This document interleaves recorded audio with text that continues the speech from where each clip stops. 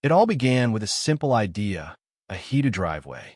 I live at the end of a snowy cul-de-sac, where winter transforms every front yard into a tundra of black ice.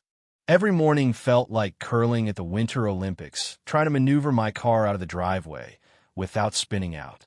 After years of slipping, sliding, and silently cursing the snow, I decided it was finally time for an upgrade. I filed my plans with the city, secured my permits, and even booked a reputable contractor. Everything was set. That was until Meredith noticed. I'd lived in this HOA-run neighborhood for nearly 6 years without a single violation. But Meredith, self-appointed guardian of neighborhood aesthetics, decided my blueprint was a threat to what she called the architectural harmony of our shared space.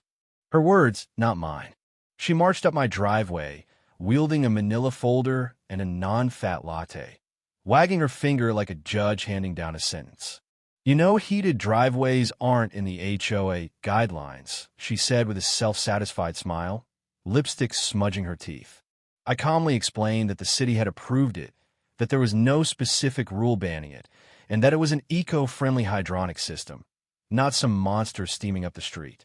But Meredith wasn't interested in reason. She was interested in control.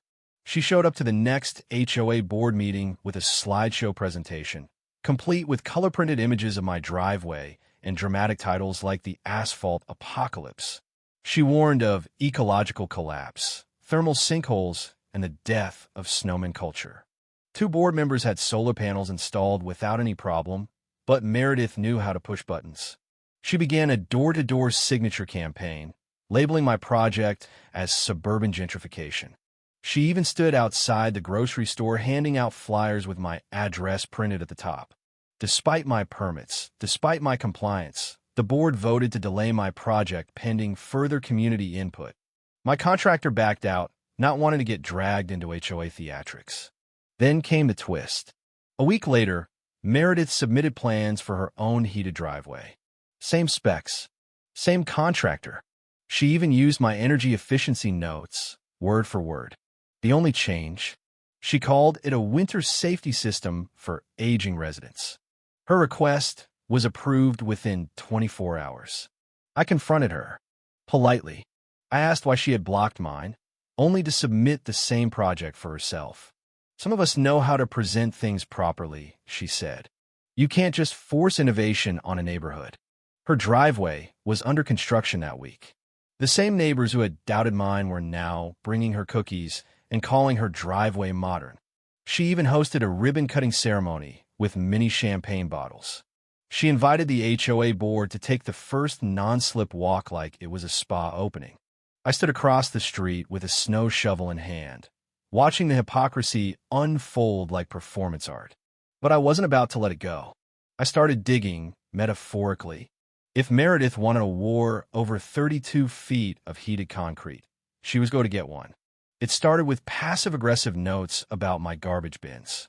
Then real citations. $50 for hanging LED lights before December 1st, $75 for storing a snow shovel on my porch. All issued by Meredith, who now chaired a made-up committee called the Neighborhood Visual Standards Task Force. She sent out weekly emails titled Winter Watch, rating homes on snow compliance, shovel speed, driveway clarity, sidewalk salting. I always scored the lowest. She always scored the highest. I overheard her at a coffee shop telling someone, "Give people a little heated concrete, and they think they're above the law." She began rewriting HOA rules. Heated driveways now required 2/3 majority approval, and any heat-based snow removal was labeled a disruption to natural winter aesthetics. Then came the community shaming. She circulated photos of my unheated driveway with a presentation titled, "The Slow Death of Winter." She argued that I was psychologically distressing children by removing the space for snow angels. It reached a boiling point when she fined me $250 for a slippery walkway. I hadn't salted it that day. The hardware store was out. But Meredith claimed I was endangering community safety. That's when I realized she didn't just dislike me. She wanted me out. I started documenting everything, emails, fines, even awkward HOA Zoom meetings. I installed a Ring camera, and that's when I caught her 11:17 p.m., night vision goggles on, crouching to measure my driveway's incline. That was my golden ticket. I compiled a full dossier on Meredith's activities. Other neighbors sent me videos of her trespassing to measure snow depth. She was obsessed, and she was breaking HOA rules, maybe even some state laws. Then fate intervened. Just as she prepared to declare my sidewalk a winter hazard, her own driveway began to fail. A buried tube burst from internal pressure. I found out from an HVAC tech who called it the dumbest install I've ever seen. The first sign was steam rising from the gutter. Her heated system had sprung a leak, turning the street into a bubbling mess. Then came the geyser, hot water bursting from under her pavers, freezing at night into a slick ice luge. The HOA's precious mailbox had a sign taped to it.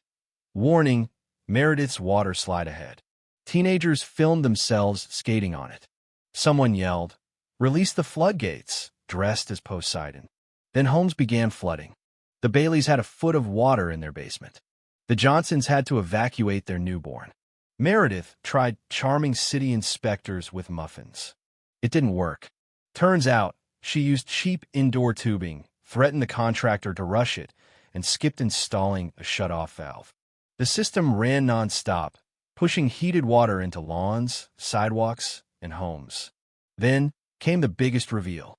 Meredith had forged documents.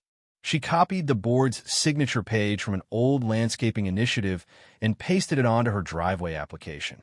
I only found out because Gary, the HOA's vice president and Meredith's brother-in-law, accidentally sent me the wrong PDF. I called an emergency meeting. Meredith claimed her dog ate her laptop charger. No one believed her. 7 homes had reported water damage. One elderly woman broke a wrist.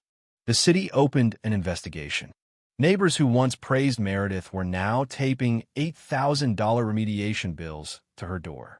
The HOA held a vote and suspended her from all duties. Then the dominoes fell. Sam, a quiet former city planner, discovered her contractor wasn't licensed. Meredith had created a fake company, Suburban Solutions, LLC, and paid herself $14,000 in consulting fees. She printed invoices in Comic Sans. The treasurer gasped. She billed us last summer for a pet waste heat indexing study. The HOA board erupted. Meredith now faced HOA violations, city fraud charges, and a civil complaint from her neighbors. Her power crumbled, but the best was yet to come. Her tubing froze during a cold snap. At 3:12 a.m., her entire driveway exploded. Water sprayed in every direction. Her ornamental tree shattered. Her basement flooded. Her smart fridge shorted out. She tried blaming the HOA. She tried shifting costs onto the community. But it didn't stick. Contractors wouldn't touch her property. Insurance dropped her. The city issued a stop work order. She had to call a national chain for repairs. Cost $42,000. She tried selling a house. No taqueros. She finally rented it to a college kid with a rusty Jeep. Something she once fined a neighbor $100 for. 1 year later, my own heated driveway was finally installed. Legal. Approved. Flawless. The HOA reformed. We threw block parties.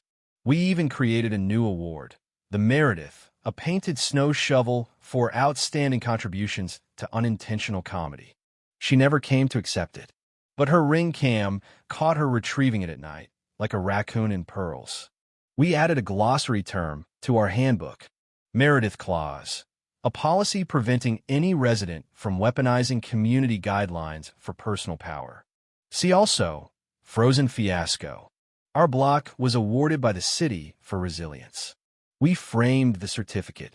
It hangs under the thermostat Meredith once tried to regulate. And her legacy? Sold at a $90,000 loss. The HOA now runs on kindness, not control. And every time I crunch across my warm, dry, regulation-compliant driveway, I remember the only thing stronger than ice is karma.